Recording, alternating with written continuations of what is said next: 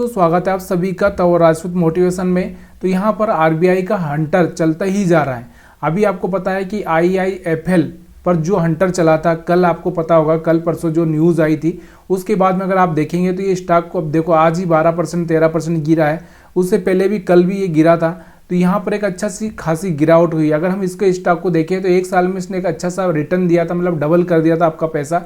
लेकिन यहाँ पर ये 2 ही दिनों में 15 से 20% टूट चुका है। अगर आप देखना चाहें तो यहाँ से देखो कि यहाँ से आपको 153 155 के आसपास चल रहा था, उसके बाद में सीधे ये 132 के आसपास आ चुका है। तो और भी कितनी गिरावट होगी ये बोलना बहुत मुश्किल है। तो ऐसे ही हंटर एक और स्टॉक पर चला है जिसके बारे में मैं आपको बता रहा हूँ। तो जिसके बारे में मैं आपको यहाँ पर देखो आईआईएफएल की अगर हम बात करें तो यहाँ पर आपको समझ में आ चुका है। लेकिन यहाँ पर एक और हंटर जो चला है जिसके बारे में आपको बताना चाहता हूँ, तो किस स्टॉक पर चला है यहाँ पर आप देख सकते हैं। तो यहाँ पर ये जेएम फाइनेंशियल है, जेएम फाइनेंशियल। तो यहाँ पर आपको दिख रहा होगा कि यहाँ पर अभी जो न्यूज़ आई है, अभी न्यूज़ आई है, RBI has bars JM financial from financing against share and debentures on serious. यहाँ पर आप दिख रहा होगा जो भी अनियमितता है, इनके जो भी काम होते हैं जिन पर यहाँ पर आपको दिख रहा होगा कि जो भी अनियमितताएं पाई जाती है उनके ऊपर यहाँ पर आरबीआई सख्त हो चुका है। और वहाँ पर जो भी स्टॉक्स हैं उसके ऊपर तुरंत एक्शन लिया जा रहा है। आपको भी पता है बहुत सारे बैंक, जो छोटे छोटे बैंक थे जहाँ पर बहुत गड़बड़ियाँ हो रही थी, वहाँ पर भी बंद कर दिए गए। आपको भी पता है कि यहाँ पर बहुत सारी बैंकों पर भी यहाँ पर कंपनी ने, मतलब जो भी आरबीआई बैंक है उसने यहाँ पर फाइन लगाया था। तो ये सब चीज़ें हो रही है क्योंकि ये अपने नियमों को फॉलो नहीं कर रहे, उसकी वजह से सब हो रहा है।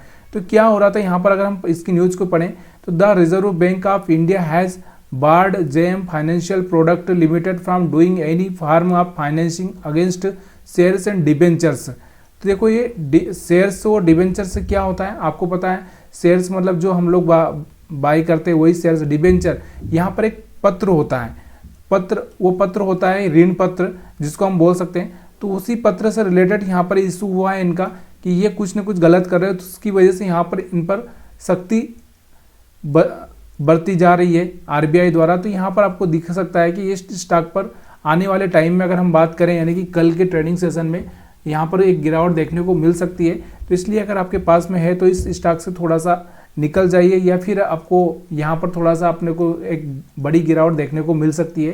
तो यहाँ पर इस स्टॉक को अगर आप देखोगे तो वैसे तो यहाँ पर ये कभी से गिरावट में चल रहा है, लेकिन अभी यहाँ पर और ये न्यूज़ आने के बाद में यहाँ पर आपको कुछ न कुछ और भी दिखाई देने वाला है। तो इसलिए थोड़ा सा हम इसके फाइनेंस पर भी देख लेते हैं कि इसमें आखिर में इतनी बड़ी गिरावट आने का चांसेस बन सकता है कि नहीं बन सकता है। तो यहाँ पर अगर हम देखें इसमें कि यहाँ पर इसके जो डेटा है, या हम लोग देखें कि इसका कितना प्रॉफिट हो रहा है, क्या क्या कंपनियां काम करती है। तो यहाँ तो आपको पता है कि फाइनेंस से रिलेटेड काम करती है। अब अगर हम देखें इसका मार्केट कैपिटल तो कितना है, 9113 करोड़ है। अब यहाँ पर एक कल और कितना घट जाएगा तो वो पता चलेगा बाद में। इसका पी देखेंगे तो 13.6 है, ROC देखेंगे तो 8.3 और ROE आपको पता है 7.5 के आसपास है। यहाँ पर और भी अगर हम इसके बारे में जानकारी लें तो यहाँ पर आपको हम लोग यहाँ पर इसका भी जो भी मंथली यहाँ पर क्वार्टरली जो प्रॉफिट है उसको देखते हैं। तो यहाँ पर अगर हम देखें इसके प्रॉफिट को तो यहाँ पर इसका प्रॉफिट तो अच्छा हो रहा था, 332 करोड़, 206 करोड़, 177 करोड़। यहाँ जून में भी अच्छा हुआ, सितंबर में भी अच्छा हुआ, दिसंबर में भी अच्छा हुआ, मार्च में थोड़ा कम हुआ था यहाँ 2023 में, यहाँ दिसंबर 2022 में भी अच्छा हुआ था। मतलब प्रॉफिट तो इसका एक अच्छा सा है, इस कंपनी में कोई प्रॉफिट का कोई प्रॉब्लम नहीं है। सेल्स की अगर हम बात करें तो सेल्स भी यहाँ से आपको दिख रही होगी बढ़ती हुई, थोड़ी तो सेल्स बढ़ती हुई दिख रही है, तो सेल्स भी बढ़ रही है। बाकी अगर हम बात करें तो देखो यहाँ पर इंटरेस्ट तो इनके ऊपर भी बहुत चल रहा है। और देखो फाइनेंस की कंपनी वहाँ तो इंटरेस्ट होता ही है क्योंकि पैसा तो सबसे उधार लेना ही पड़ता है। तो यहाँ पर आपको पता चल रहा होगा। उसके बाद अगर हम बात करें सेल्स की, सॉरी यहाँ पर अगर हम बात करें यहाँ पर हम बात करें इसके प्रॉफिट की, प्रॉफिट लॉस की अगर हम बात करें तो यहाँ से देखो अगर हम बात करें यहाँ पर आपको दिख रहा होगा कि इसका मार्च 2023 तक अगर हम प्रॉफिट देखें तो 709 करोड़ था, और अभी तो एक क्वार्टर बाकी है, उसके बाद ही यहाँ 737 करोड़ हो चुका है। मतलब एक अच्छा सा प्रॉफिट, इसका प्रॉफिट स्टेबल ही है, नेट प्रॉफिट जो चल रहा है अच्छा सा है। लेकिन यहाँ पर जो अभी आरबीआई की खबर आ रही है उसके हिसाब से यहाँ पर एक इम्पैक्ट हो सकता है इस कंपनी के ऊपर, तो आपको इस पर फोकस बना के रखना पड़ेगा। बाकी तो यहाँ पर सब चीज़ें मेरे को थोड़ी सी ठीक लग रही है, कोई ऐसा प्रॉब्लम नहीं है इसमें।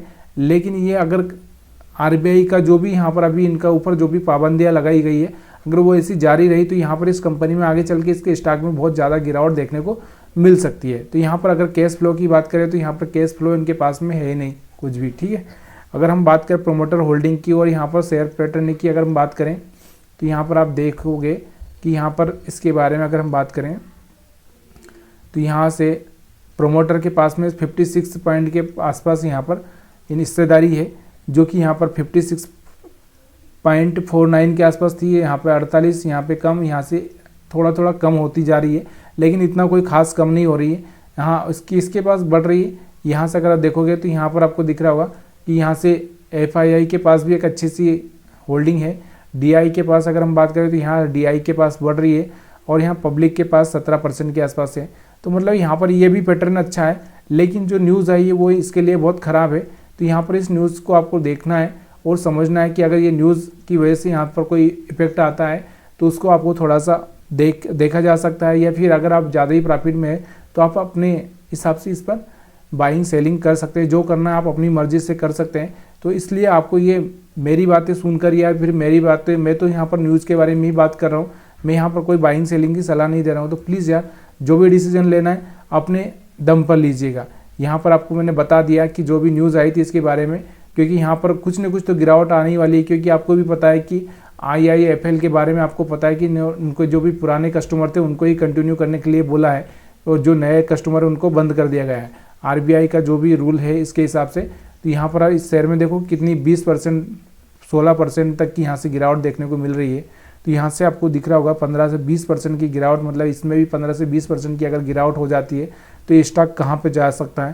तो यहाँ से अगर हम बात करें तो 20% की अगर गिरावट होती है, यानी कि 20 रुपये के आसपास है, तो यहाँ से अभी 95 चल रहा है, तो ये 75 के आसपास 80 के आसपास आ सकता है।